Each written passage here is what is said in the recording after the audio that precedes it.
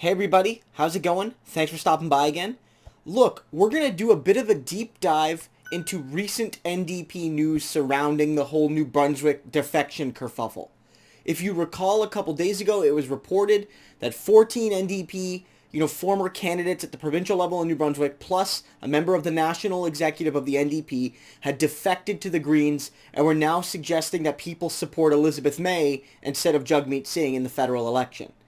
And then I did a follow-up to that where one of the arguments made by that national executive member, Richardson, Jonathan Richardson, suggested that part of the reason was, the NDP wasn't attracting candidates because of Jagmeet Singh's racial and religious differences, and that they departed because of that. And I thought that was very ugly. I thought the implication was very clearly that Jagmeet Singh can't win because of who he is. We're going to back a party with a more convenient leader, at least in demographic terms. Now, what I noted in that video is very clear, is that those 14 hadn't really said much, at least not most of them.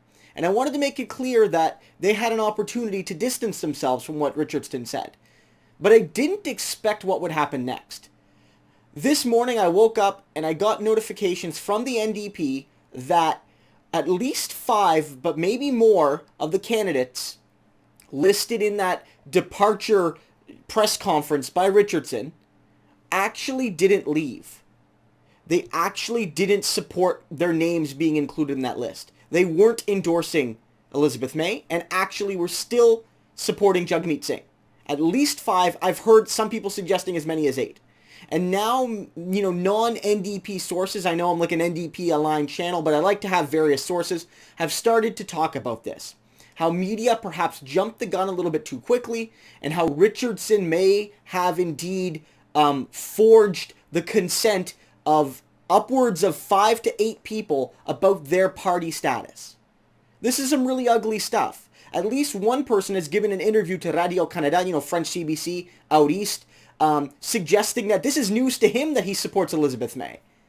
And in addition to all of this, there's been further information that has come out from the former New Brunswick NDP leader suggesting that a lot of this is personal vendetta. That Jonathan Richardson's mother wanted to be NDP leader in New Brunswick, but was rejected for vetting issues, and that this was, in simple terms, a bit of revenge by the Richardson family against the federal and provincial NDP.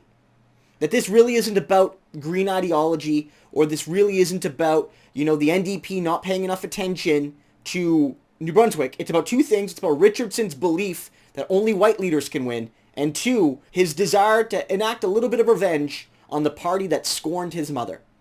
This is what this is all about. Now, I'm not suggesting that none of those 14 side with Richardson. Some of them probably do.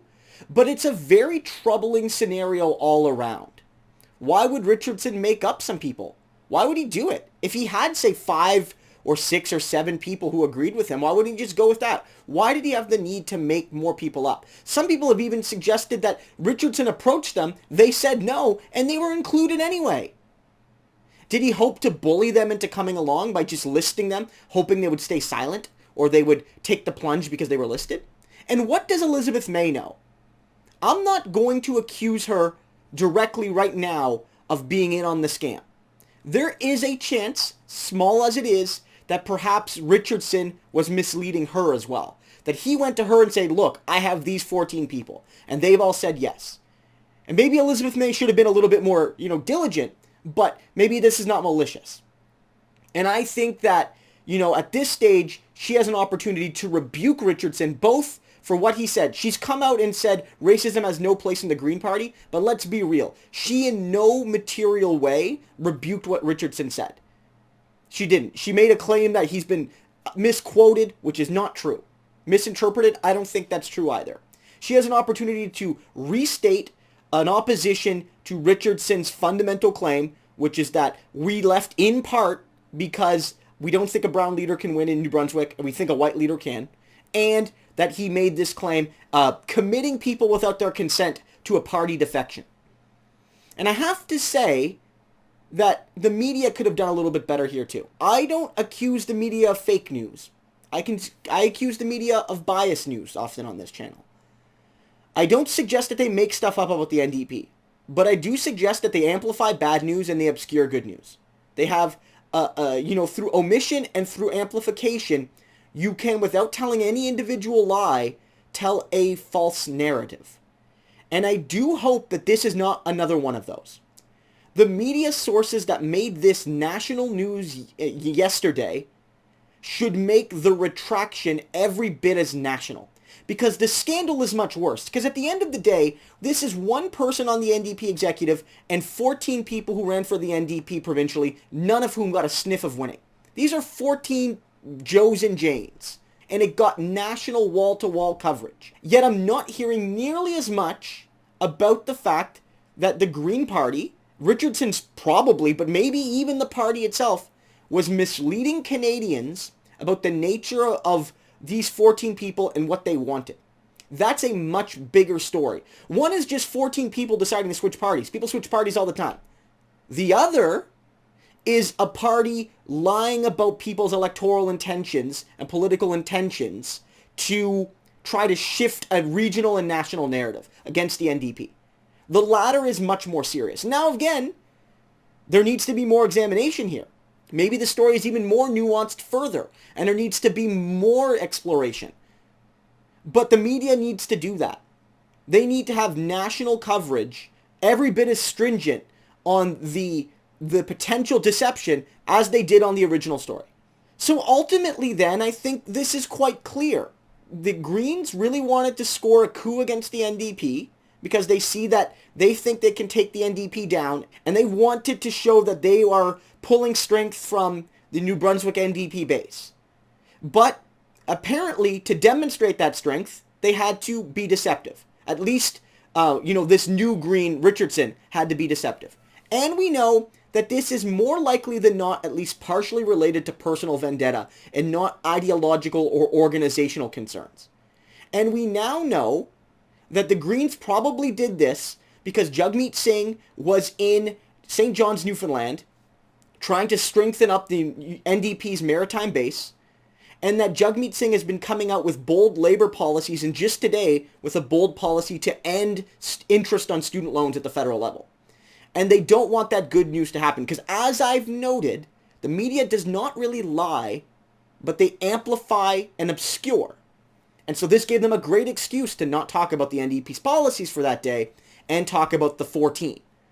And I don't know if it's 14. It's not 14. It might be 5. It might be 8. Those people have their reasons for leaving. And that's that. That's fine. But the much bigger story is, like, who's lying here? Is it just Richardson? Is it Elizabeth May? Is it staffers in the Green Party? Like, is this a Kinsella-style move? People said, Warren Kinsella is going to change the Green Party. Is this the footprints of Kinsella? Or Kinsella's, motivations in politics? I don't know. I can't answer that. But what I do know is that this is a really ugly look. And the media has an opportunity right now to fix this, at least in part. They need to do much better here at showing Canadians that perhaps they made a mistake. Now, I'm not accusing the media of being in on this, because I think that if Richardson told them this stuff and Richardson allegedly had proof and the media got that proof, then from their perspective, I think at the moment they probably did a bit of due diligence.